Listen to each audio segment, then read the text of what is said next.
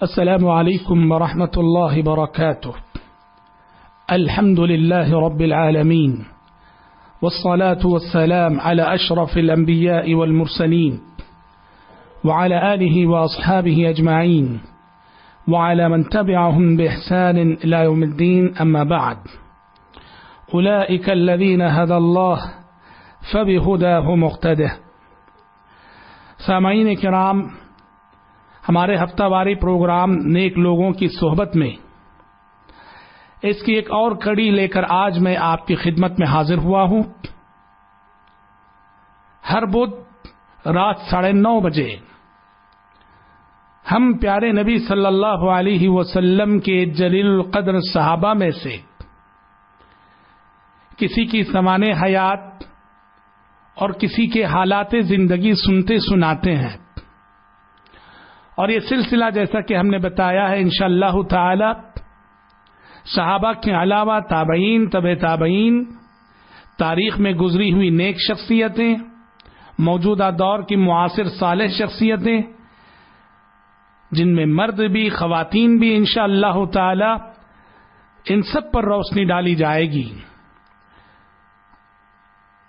چونکہ نیک لوگوں کی صف اول میں صحابہ آتے ہیں، صحابیات آتی ہیں، اس لیے ہم نے مناسب سمجھا کہ ابتدائی چند ہفتے حضرات صحابہ کرام رضوان اللہ علیہم اجمعین کے تذکرے میں گزرے. آج میں جس شخصیت کو لے کر آپ کی خدمت میں حاضر ہوا ہوں وہ ہے صحابی رسول حضرت عمران بن حسین رضی اللہ تعالی عنہ.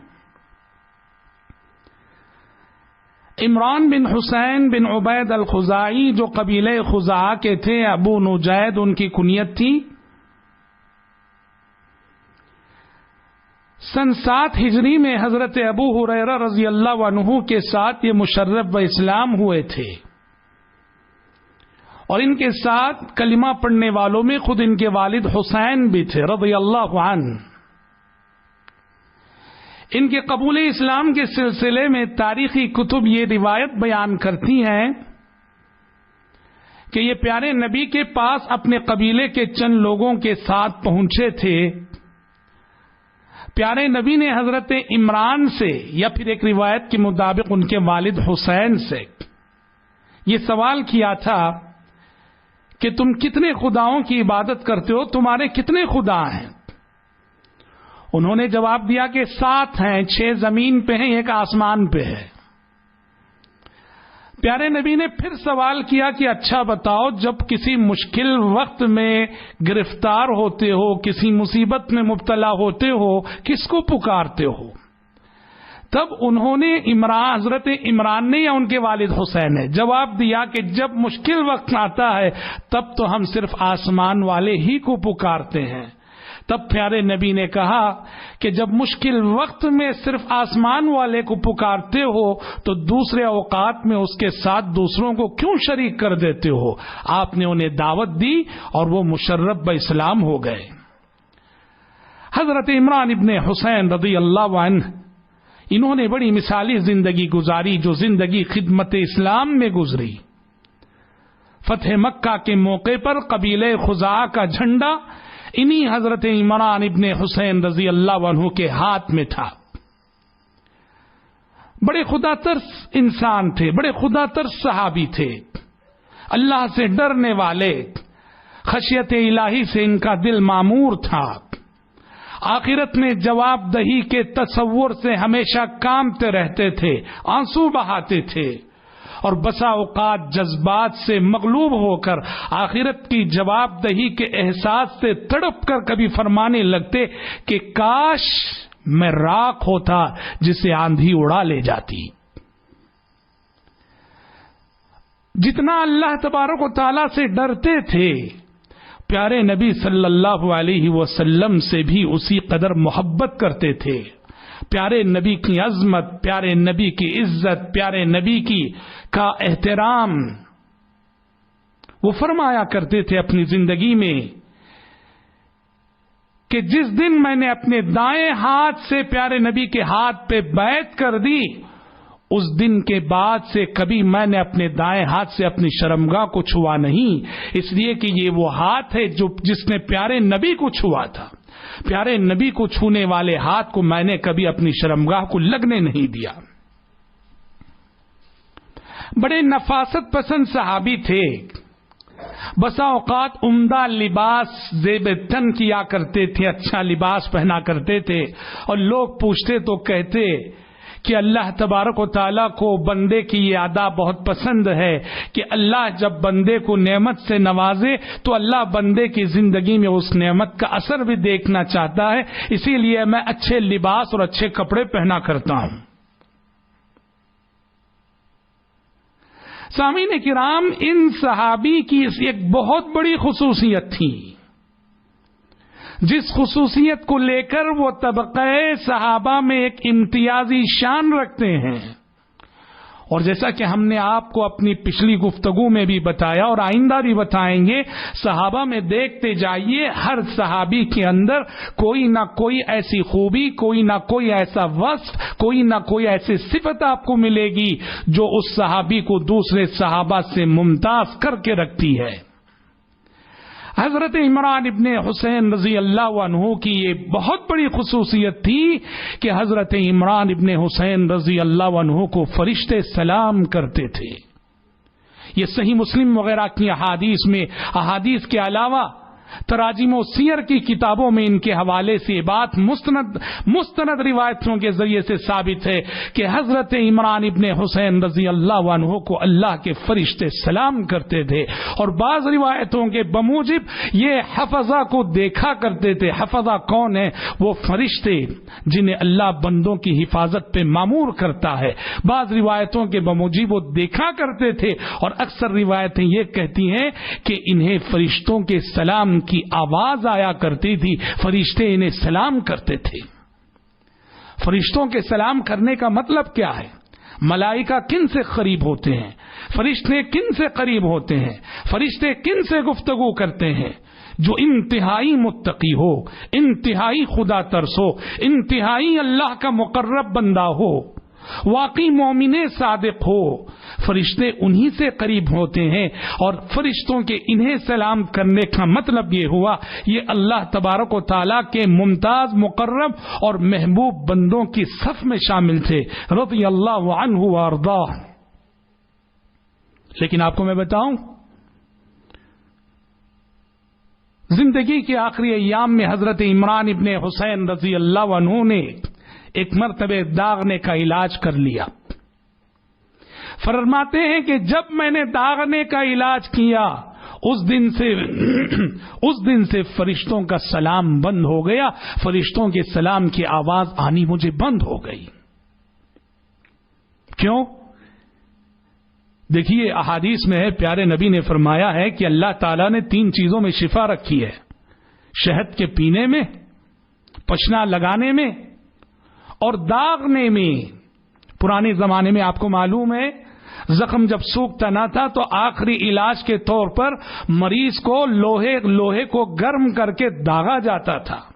پیارے نبی نے فرمایا ہے کہ داغنے میں شفا ضرور ہے، لیکن وَأَنْهَا أُمَّتِي عَنِ الْكَيْ، میں اپنی امت کو داغنے کا علاج کرنے سے منع کرتا ہوں. اور یہ ممانعت تحریم کے درجے میں نہیں، تنزیہ کے درجے میں ہے. یعنی آپ صلی اللہ علیہ وسلم نے داغنے کے علاج کو حرام نہیں قرار دیا ہے، تنزیہ مکروہ یعنی نہ کرو تو اچھا ہے، اس رتبے میں اسے ناپسند کیا تھا. حضرت عمران ابن حسین رضی اللہ عنہ بیمار ہو گئے تھے، تو بیماری سے مجبور ہو کر انہوں نے داغنے کا علاج کر لیا تو فرشتوں کے سلام کی آواز آنی بند ہو گئی. پھر انہیں احساس ہوا کہ میں نے داغنے کا علاج کر کے غلطی کر لی، ندامت کے آنسو بہائے تو دوبارہ پھر سے وہ سلام کی آواز آنے لگی، پھر سے فرشتے انہیں سلام کرنے لگے. یہ کتنا بڑا سبق ہے میرے لیے، آپ کے لیے، ہم سب کے لیے، کہ بس ایک چھوٹا سا مکروہ کام ان سے جب ہو گیا تو رحمت الہی جو فرشتوں کے سلام کی شکل میں انہیں حاصل تھی ان سے وقتی طور پر روٹھ گئی تھی. لیکن جیسے ہی انہیں احساس ہوا اور اس مکروہ کام پر وہ نادم ہو گئے تو دوبارہ پھر سے وہ خصوصیت لوٹ آئی.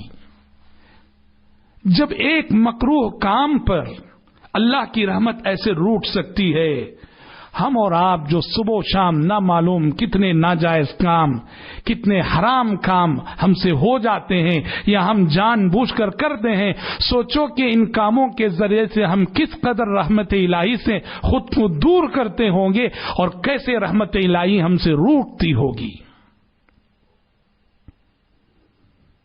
تو فرشتے انہیں سلام کرتے تھے، لیکن وہیں یہ بات بھی ہے کہ حضرت عمران ابن حسین رضی اللہ عنہ کی زندگی آزمائشوں سے عبارت تھی۔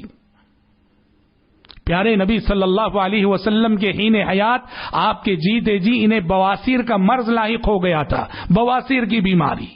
تو انہوں نے پیارے نبی سے سوال کیا تھا نماز کیسے پڑھوں، اس لیے کہ بواسیر کے مرض میں ارکان صلاۃ ادا کرتے ہوئے بڑی تکلیف ہوتی ہے بسا اوقات۔ تب پیارے نبی نے ان سے فرمایا تھا صلی قائما فإن لم تستطع فقاعدا، کھڑے ہو کے نماز پڑھو، اگر کھڑے ہو کر نماز پڑھنے کی طاقت نہیں تو بیٹھ کر نماز پڑھو، اور اگر بیٹھ کر نماز پڑھنے کی طاقت نہیں تو لیٹ کر نماز پڑھو۔ اور بعد میں بتایا جاتا ہے کہ حضرت عمران ابن حسین رضی اللہ عنہ کو پیٹ میں ایک مرض لاحق ہوا، پیٹ میں پانی وغیرہ بھر جایا کرتا تھا اور بڑا تکلیف دہ مرض تھا، اور ایک روایت کے مطابق 30 سال اس بیماری میں مبتلا رہے، اور آخری ایام اور آخری سال تو وہ فریش رہے۔ جس صحابی کو فرشتے سلام کرتے ہو، اس صحابی کی زندگی میں یہ آزمائشیں، یہ بیماریاں، اللہ کا قانون ہے یہ کہ اللہ اپنے انہی بندوں کا امتحان لیتا ہے، انہی بندوں کو بیماریوں کے امتحان سے گزارتا ہے جو بندے کے اس کے نزدیک پیارے ہوتے ہیں، محبوب ہوتے ہیں، چہیتے ہوتے ہیں، لاڈلے ہوتے ہیں، اور بندے کو بھی چاہیے کہ وہ تسلیم و رضا کا ثبوت دے۔ اسی لیے زندگی کے آخری ایام میں حضرت عمران ابن حسین رضی اللہ عنہ بستر پر تھے، فریش تھے، ایک آنے والے نے ان پر شفقت کی نظر ڈالی، رحم کی نظر ڈالی، اور ان کے لیے شفا کی تمنا کی، دعا کی۔ تو حضرت عمران ابن حسین کہنے لگے کہ دیکھو یہ صحت و عافیت، یہ مرض اور بیماری، میرے لیے اللہ نے جو چیز پسند کی ہے میرے نزدیک بھی میرے لیے وہی چیز محبوب ہے، وہی چیز پیاری ہے جو میرے رب نے میرے لیے پسند کی ہو، یعنی یہ بیماری میرے لیے اللہ کی چاہی ہوئی بیماری ہے، تو میں اس بیماری کو ناپسند نہیں کرتا ہوں۔ یہ تسلیم و رضا کا بہت بڑا درجہ ہے جو کہ بہت بڑی عبادت ہے۔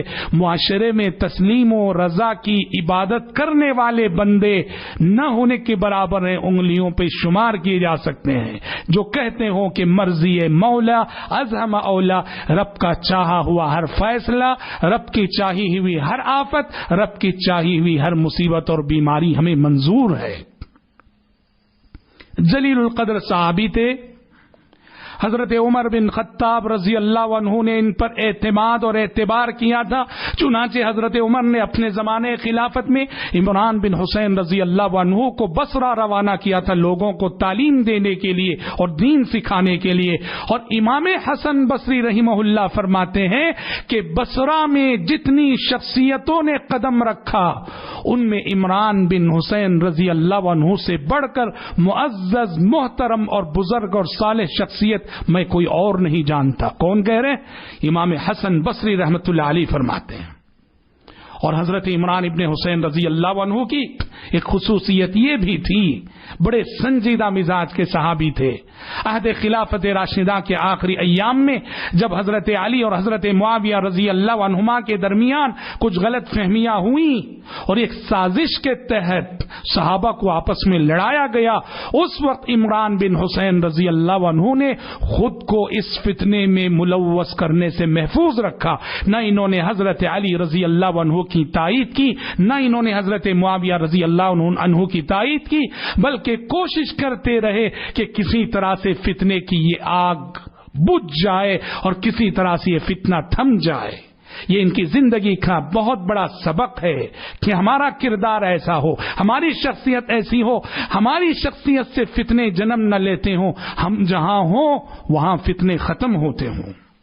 بہرحال ایک مثالی زندگی گزارنے کے بعد سبق آموز زندگی گزارنے کے بعد، صبر والی زندگی گزارنے کے بعد سن 50 ہجری میں حضرت عمران بن حسین رضی اللہ عنہ نے بصرہ میں وفات پائی اور اسی بصرہ میں مدفون ہوئے رضی اللہ عنہ وارضاہ۔ دعائے رب العالمین سے کہ اللہ تبارک و تعالی مجھ کہنے والے کو اور آپ سننے والوں کو حضرت عمران ابن حسین رضی اللہ عنہ کی زندگی میں جو قابل تقلید سبق ہیں، دروس ہیں، ان اسباق کو اپنانے اور اپنی زندگیوں میں نافذ کرنے کی توفیق عطا فرمائے، آمین ثم آمین۔ وآخر دعوانا ان الحمد للہ رب العالمین، والسلام علیکم ورحمۃ اللہ وبرکاتہ۔